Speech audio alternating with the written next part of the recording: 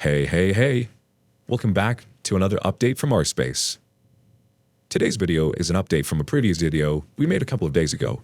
If you haven't already seen the main story, it'll be linked below in the description. Check it out, then come back and see us.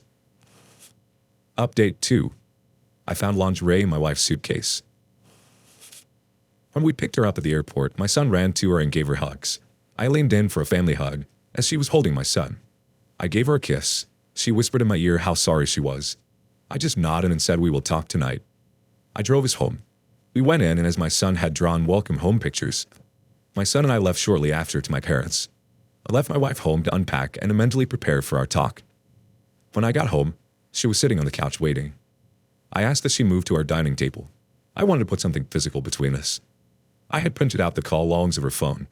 I started out on how gutted I am feeling and that I accept that our marriage was done. She started crying. I waited until she stopped. I did not want crying to deflect my questions and will wait every time she cried. I asked that she be completely honest. I mentioned that if I felt her answers were evasive, I would demand her to take a lie detector. She agreed to be forthcoming as she wanted her marriage. I had her tell me the story again. Then I asked questions. I challenged her on timelines.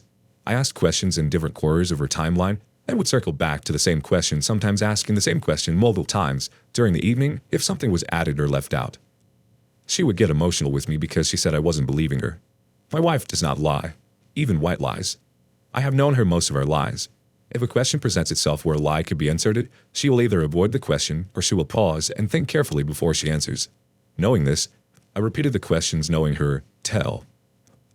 I told her how I found this lingerie. It is a black lacy corset, I guess is the best description. She bought it once she knew she was traveling again. She bought it at a store in the mall. She had made the trip to buy some business attire as she had put on a few pounds during COVID and her nice clothes were snug. I knew her for buying the clothes and had seen them, minus the corset. I cannot get over why she felt she needed it. I find my wife beautiful and am sure many others would feel she is very good looking. She thought that is what she needed to look sexy. I asked how she came up with that idea. She picked it up after watching a movie on TV.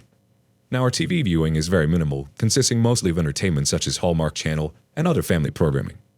Knowing how sexualized our society is, I can understand if she happened to see some movie with a scene showing a character wearing something like this. There are days where I get wiped up physically and sleep incredibly long hours, leaving her to kill time by herself. I asked her over and over again why she would hang up the phone before talking to me. She said that she came to the room to slip in her corset. She called my son. While talking to him, she found the notes and the condoms. She felt trapped as she was found out by me. She did not have an explanation, so she hung up to think about how she would explain this. I had her explain over and over her encounter with the guy that bought her the drink. She admitted she was so close to going to his room. She deflected by showing her wedding band. His response of not telling if she didn't was exactly why she was there. She almost slid off her chair to go at that point, but something just held her back. I asked what that something was, but she would only say her conscience. But yet, she still tried. Our talk went several hours into the early morning Saturday. During the day, I would think of more questions and we would start again. Her phone did not show any messaging apps, deleted messages, photos, or anything incriminating. The phone logs did not show any numbers called frequently that were not family. The numbers she could not remember who they belonged to, I dialed from her phone, but businesses and such that were explainable. I still do not understand how she felt she could expect to separate the intimate from the physical in having sex with a random stranger. I questioned her over and over on this. Our sex would be considered lovemaking. We are very intimate with each other. I know for certain I never have looked at our sex as just physical. She admitted that she at times just imagined herself with another man, never seeing his face, while we were having sex. As I mentioned in past posts, the wife and I each come from religious families. Once we married and moved to the city from our families, we moved away from our religious backgrounds. We still attend church regularly and feel part of the church community. We no longer attend Bible studies and midweek services. I cannot say the last time we read the Bible together. We went to church on Sunday. After services, we hung back in the church to talk to our pastor. I asked him if he was available to counsel us on a marital issue. He is off on Monday, today, but we have an appointment to see him on Tuesday. I am waiting for him to send me the time. He also mentioned there is a marriage encounter program the area churches hold in conjunction for the parishioners in September.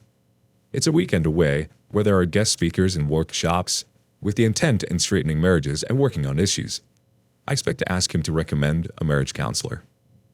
I thank you for your comments and tips. I am going against most of the comments by staying, at least for now.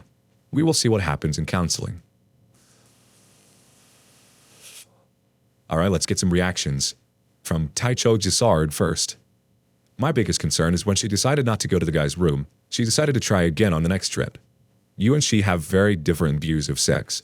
I cannot imagine how she convinced herself that she would risk her entire marriage to see if cheating on you would affect her.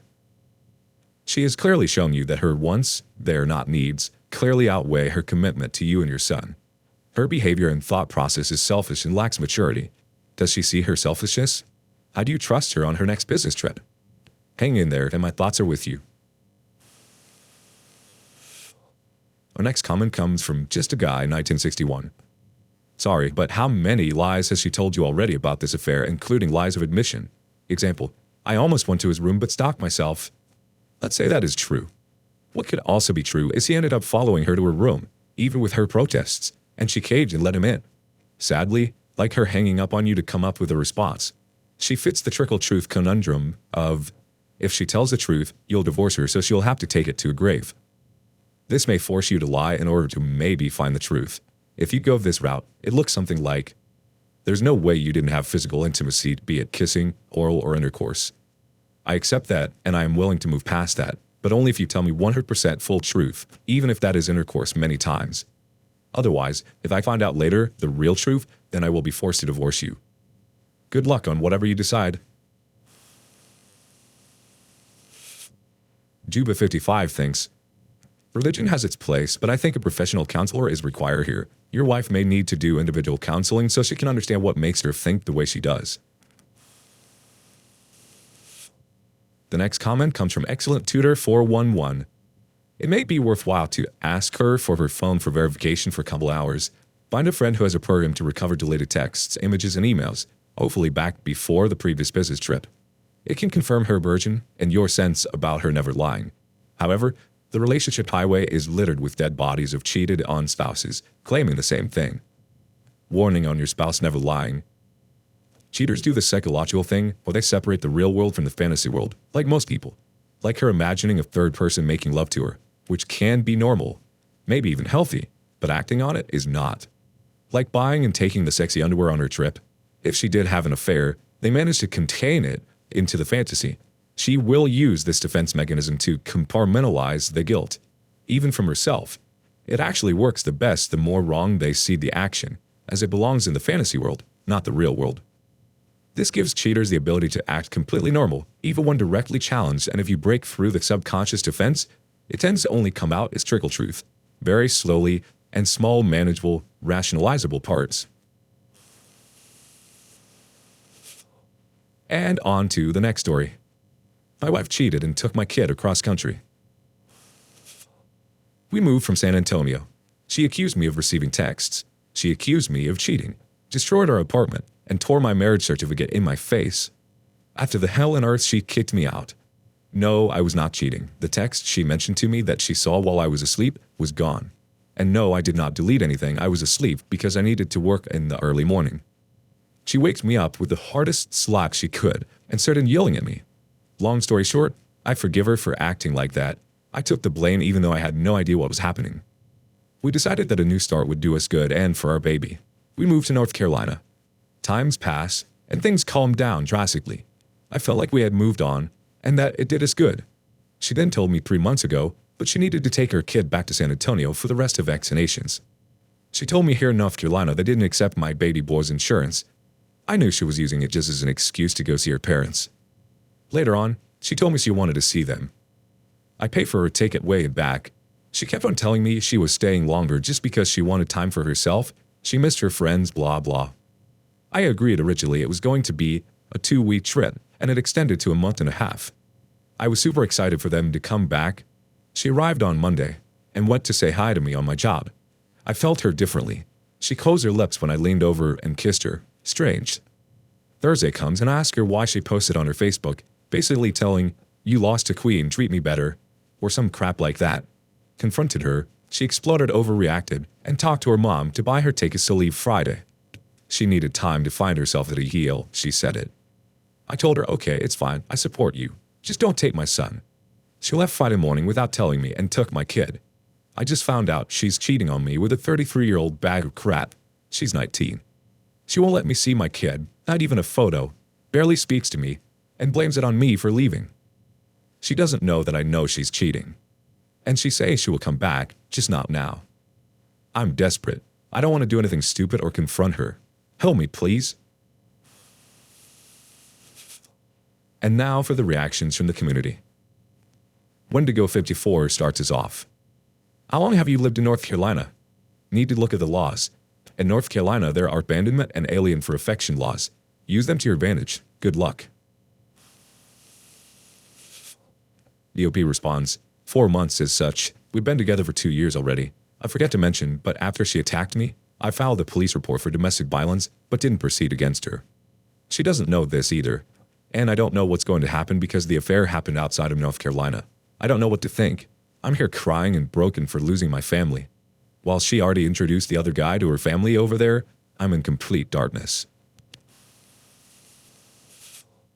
Wendigo's comments continue on. Call the police that your wife took your son from the family home and will not let you see or talk to the child.